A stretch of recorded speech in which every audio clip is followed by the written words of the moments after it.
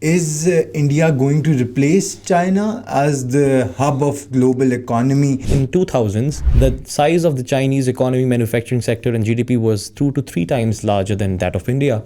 Fast forward 20 years, after 2020, 2021, that has increased, the difference has increased to 5 times. AI के अंदर जो वो हैं पेटेंट फाइल करते हैं 65% उसमें जो शेयर है वो चाइना का है और इंडिया का लेस देन 3% है. इसी तरह दुनिया में जो 5G है, जो 5th जनरेशन टेलीकम्युनिकेशन, उसके अंदर तो क्लेम्स है ना कि वो चाइना यूएस से भी आ गया. तो उसमें China produces half of it while India produces only 1%. STEM education जो है, स्टेम एजुकेशन हम सबको पता है, it's a very important part. China has twice as many graduates as that of India. इसका कंपैरिजन इसलिए भी अच्छा बनता है कि दोनों ही बहुत मोस्ट पॉपुलस कंट्रीज हैं. And then India actually has a younger work force. This is a point that goes towards India, उनके बेनिफिट में जाता है. चाइना की यंगर वर्क फोर्स नहीं है. What's your take on the recent elections that are going to happen in India?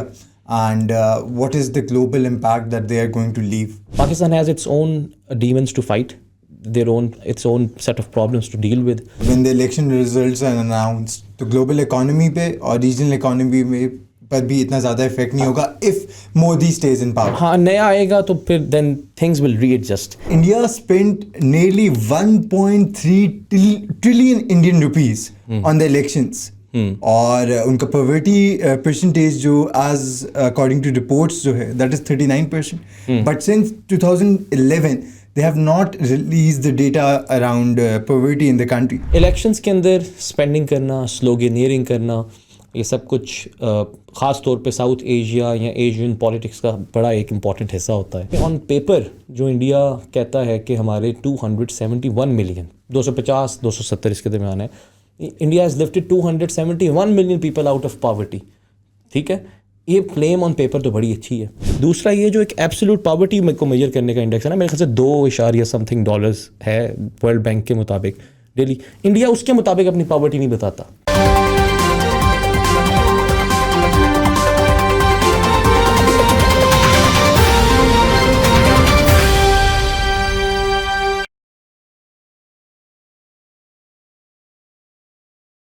अस्सलाम वालेकुम नाज़रीन हाज़रीन, दिस इज़ राना अब्दुल्ला हमाद. एक और द WTI टॉक्स के एपिसोड के साथ we are back and our guest is an energy and economic analyst Usama Rizvi sahab. In the past couple of months the hype around Indian elections has taken a turn and has impacted not just India but global politics and global economics too.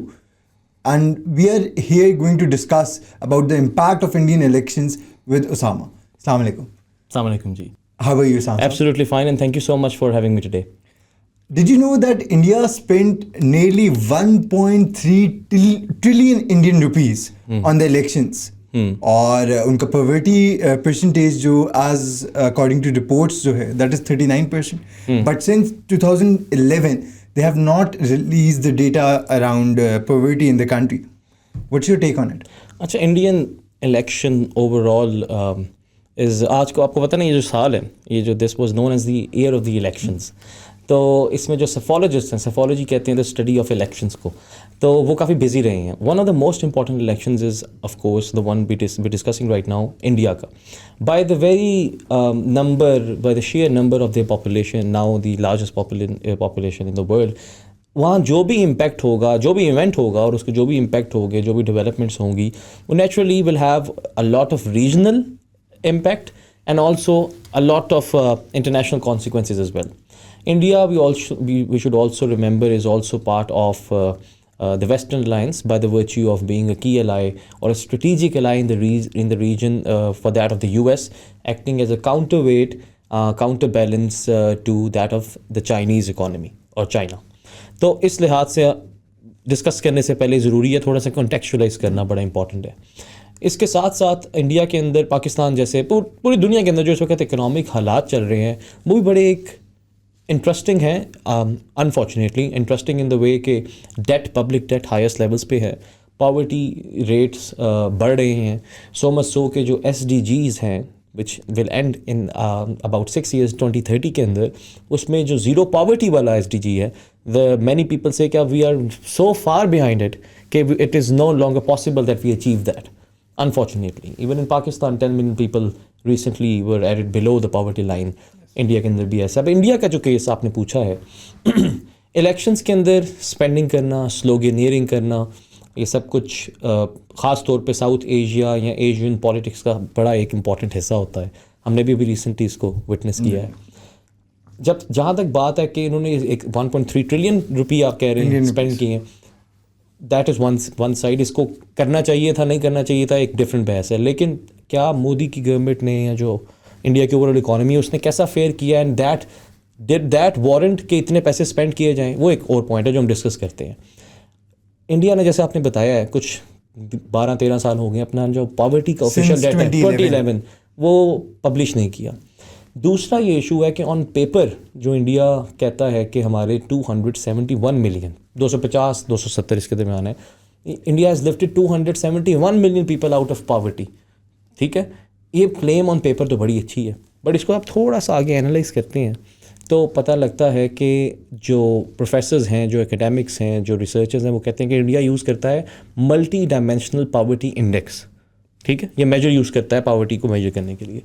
इसके कोई 12 parameters होते हैं और जो भी house hold 33% या उससे कम होता है उसको हम इसके अंदर मिला देते हैं। इसके अंदर उन्होंने मैटरनल हेल्थ और बैंक अकाउंट्स भी शामिल किए हैं, ये दो और पैरामीटर शामिल किए हैं। अब काफ़ी रिसर्चर्स के मुताबिक मल्टी डायमेंशनल पॉवर्टी इंडेक्स या कोई और भी इंडेक्स एक होलसम इंडेक्स नहीं होता किसी भी चीज़ को फाइनल वर्डिक्ट देने के लिए। पहली चीज़ तो ये है, इसके अंदर कंसेप्चुअल मैकेनिक किस्म के फ्लॉज होते हैं, बायसेस होती हैं। दूसरा ये जो एक एब्सोल्यूट पॉवर्टी को मेजर करने का इंडेक्स है ना, मेरे ख्याल से $2.something है वर्ल्ड बैंक के मुताबिक डेली। इंडिया उसके मुताबिक अपनी पॉवर्टी नहीं बताता। अगर उसके मुताबिक बताए तो ये जो नंबर है इट रन्स इनटू मिलियंस। 39% है, कोई 25% कहता है। It's more than 28-29%, which is a very concerning number for a country that aims to और claims to become the economic power house, global economic power. आगे जाने से पहले जो शुरू के अंदर ये चीज़ हमने कॉन्टेक्स्ट सेट किया है कि while India is doing really good, it has a long way to go, especially in terms of managing poverty. Yeah, next economic power है, तो how does that argument then settle in this कि poverty वाला तो वो data भी नहीं release करें, कुछ भी नहीं करें, but they claim according to you कि 271 million लोगों को उन्होंने out of poverty लेके गए, but there is no data to it. Then how does India claim to become a global economic power? That, and also they also claim to become one of the best investment destinations across the world. And we should remember कि investment destination के लिए while there are a lot of parameters, one of the parameter is transparency.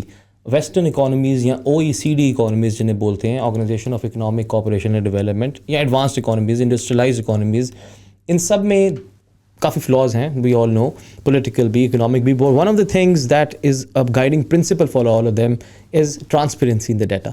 तो data को forge करना या miss represent करना, ये सब चीज़ें जब तक रहती हैं तो आपकी इकॉनमी उस लेवल तक नहीं पहुंच सकती जहां ये लोग एम कर रहे हैं जाने का।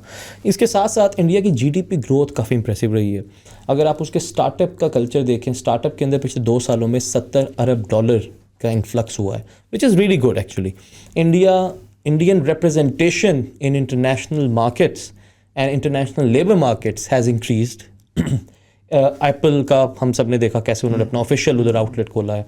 ये क्लेम हो रहा है, इसको वी कैन एनालाइज के क्या ये चीज़ कि एप्पल को अब इंडिया में अगर मैन्युफैक्चर किया जा रहा है, असेंबल किया जा रहा है, is it a really good thing और अ बैड थिंग? अगर टाइम मिला तो इसके बारे में भी ज़रूर हम बात करते हैं। नहीं, सो यू जस्ट सेड कि एप्पल वाली आपने बात की, and from that it comes के is India going to replace China as the hub of global economy and as the main sector of global economy? Because as of Al Jazeera's recent article, they had said that Modi's government aims to be a global economic superpower while aiming towards having hubs in the UK, in Europe, and specifically overturning what China is providing to these countries. Like, that's very, very interesting, but अगर हम चलें opinion तो छोड़ दें, but even on factual basis, data basis पे देखें तो there is a huge difference between where China stands at the moment and where India is standing at the moment. Ambitions का होना एंड प्लान्स का होना ना सिर्फ इम्पॉर्टेंट है बल्कि ज़रूरी, इट्स नेसेसरी एज वेल। अगर नहीं होगा तो you won't be able to reach somewhere, but इन क्लेम्स को रियलिस्टिकली शो करना भी बड़ा ज़रूरी है। 2000 to in 2000s, the size of the Chinese economy, manufacturing sector, and GDP was 2 to 3 times larger than that of India. Fast forward 20 years, after 2020, 2021, that has increased, the difference has increased to 5 times. ठीक है.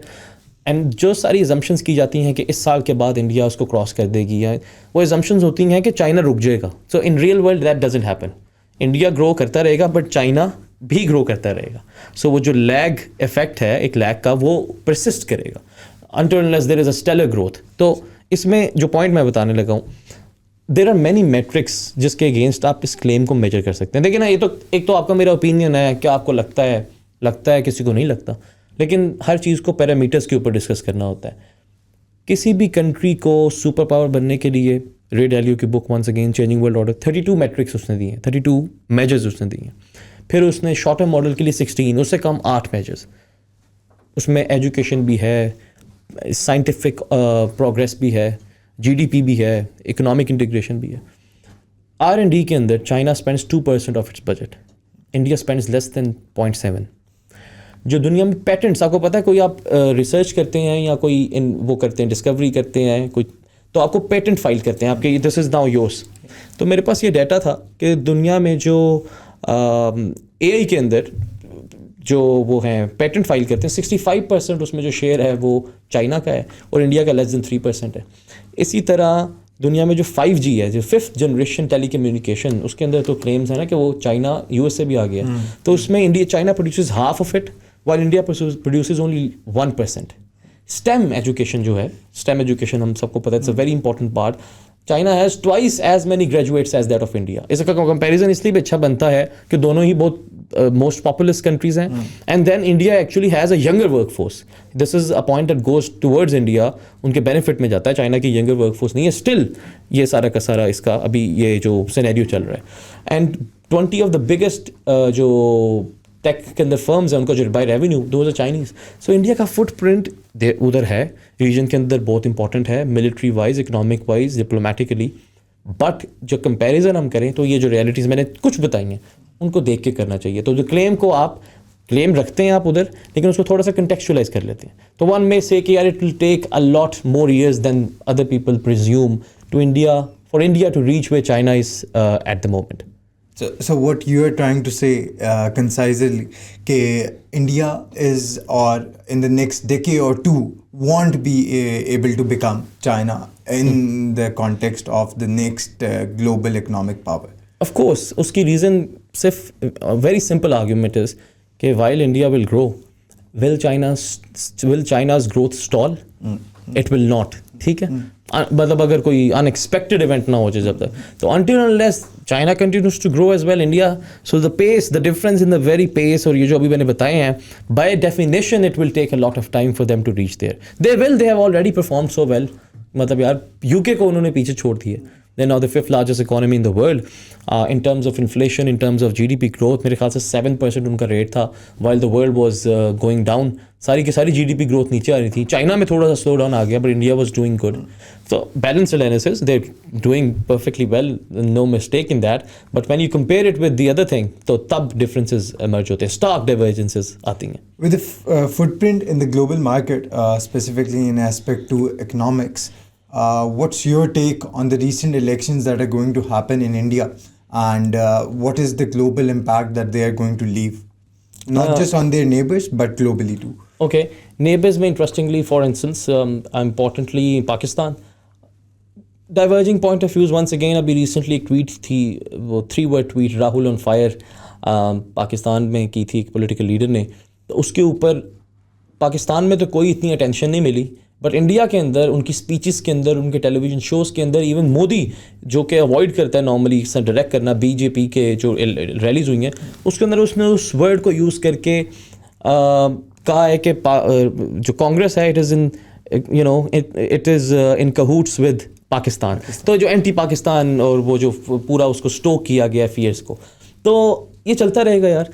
पाकिस्तान और India का भी as such directly, मतलब मेरे according to my humble opinion, Pakistan has its own demons to fight, its own set of problems to deal with. So we do not और naturally India is way ahead in terms of the economy, way ahead in terms of many other things, market. तो हमारा competition कोई ऐसा जितना एक बन नहीं रहा apart from the geopolitical front, which is Kashmir, which is other areas जो contiguous borders है. तो geopolitics के अलावा economics और उसमें competition अभी नहीं है. Pakistan has a lot more to do in order to become relevant to this competition. Globally India, मैंने आपको बताया कि इंडिया के अंदर stability, देखें जब भी कोई human being like Modi or Rahul or any other person XYZ वो एक चीज़ लेके आता है जिसे ह्यूमन एजेंसी बोलते हैं. ह्यूमन एजेंसी का इम्पैक्ट हिस्ट्री के अंदर through out the history study किया जाता है कि अगर हिटलर ना होता जर्मनी में तो क्या होता, you know, the world would have been a different place और नॉट. तो इसी तरह मोदी अगर if he sustains this win और वो ही दोबारा री इलेक्ट हो जाता है तो what the set of policies that we have seen before will continue. Right. Which we're going to take India towards an upward journey rather than a downward journey. That is questionable. मतलब supposedly it is supposed to do that, but मैं बात कर रहा हूँ globally. तो हो सकता है अगर राहुल गांधी या कोई और आए तो वो कहे कि नहीं यार मैं यूएस की बात शायद इतनी नहीं मानूंगा, I will have an independent foreign policy, या मेरी foreign policy may be European union से ज़्यादा लिंक्ड हो, मेरी foreign policy may be wants amicable relations with the neighbors including Pakistan, मेरी foreign policy might not involve using non-state actors to create instability in other countries like India does in Pakistan. ठीक है, तो it depends. अब अगर जो politicians हैं जो उनका मैंडेट्स है उसके मुताबिक जो आएगा वो it will tweak the foreign policy to some extent. But globally इस वक्त जो थीम्स चल रहे हैं, मिडल ईस्ट का थीम है, यूएस चाइना वॉर चल रही है, साउथ ईस्ट एशिया के अंदर इवेंट्स हो रहे हैं. आई पर्सनली डोंट थिंक कि इंडिया भी अपने आप को इन चीज़ों में बहुत ज़्यादा इन्वॉल्व करे. तो while it is important south Asian politics के लिए, रीजनल पॉलिटिक्स के लिए, globally the impacts would be sustained, controllable, कोई इतने ज़्यादा नहीं होंगे कि आउट ऑफ कंट्रोल हो जाए एंड वी विल सी सम जैसे बोलते हैं फंडामेंटल चेंजेस, जैसे मेटामॉर्फोसिस भी कहा है एक बंदे ने, तो ऐसा कुछ नहीं होने वाला. So after the 6th of June, when the election results are announced, तो global economy पे और regional economy में पर भी इतना ज़्यादा इफेक्ट नहीं होगा if Modi stays in power. हाँ, नया आएगा तो फिर then things will readjust. सारे जो gears हैं इकोनॉमी के, डिप्लोमेटिक कनेक्शंस के, वो सारे के सारे रीसेट होंगे according to that person's and that person's party's mandate, उसकी प्रायोरिटीज़ के मुताबिक. Until then it will be as usual as business, जैसे है business will be as usual, कोई उसमें नहीं होगा. Business will be as usual. Thank you so much Osama Saab for your time. And on the note that India is not going to become the global economy and a global superpower like China. Thank you so much.